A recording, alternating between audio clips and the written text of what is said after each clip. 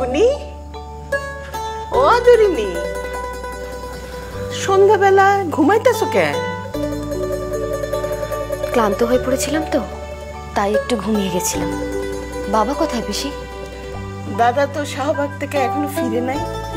তোমারে তো নিয়ে যাইতে চাইছিল, তো দুপুরে তো তুমি ঘরে ছিলে না, কোথাও গেছিলা বোধহয়, তো তাই তোমারে কইতে পারে নাই। যাওনের সময় ডাকতেছিল, আমি কইলাম তুমি ঘুমাইতেছো, তাই একাই চইলা গেল। দুপুরে কোথায় গেছিলা? একটু কাজ ছিল তাই বেরিয়েছিলাম।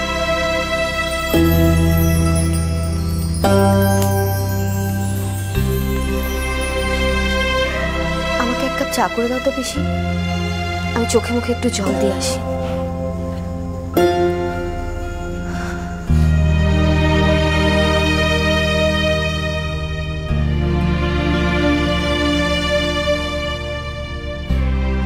সখী সে বেঁধেছে বিনোদ চূড়া,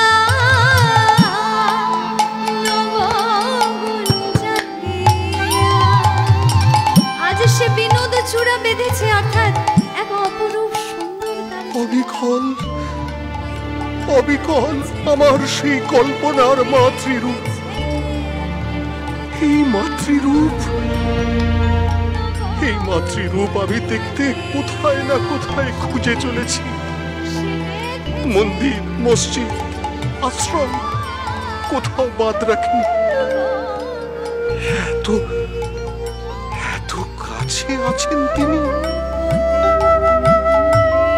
ইচ্ছে হচ্ছে ছুটে গিয়ে সবাইকে সরিয়ে ওনার সামনে গিয়ে দাঁড়াই।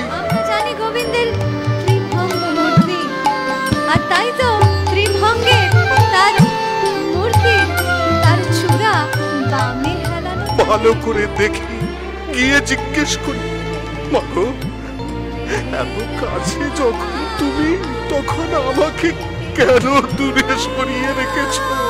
খিদা তো এখনো পাই নাই তোর। কে কে বলে কথা? মধুর হলো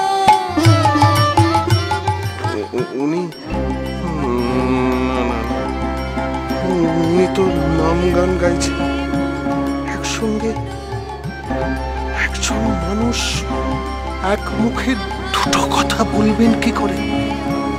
কিন্তু কিন্তু আমি স্পষ্ট শুনেছি। আমার বধুর লাগি। এসব আমার সঙ্গে কি হচ্ছে? না না না, এখানে আর নয়। হয়তো ভূপেন না, ডাক্তার শশাঙ্ক মোহন মুখার্জি, সবাইকে দেখছি। না না, আমাকে কেউ দেখা রাখি, এখান থেকে চলে যেতে হবে, চলে যেতে হবে, চলে যেতে হবে। আমি বধুর হলো আমার, আমি বধুর হলো।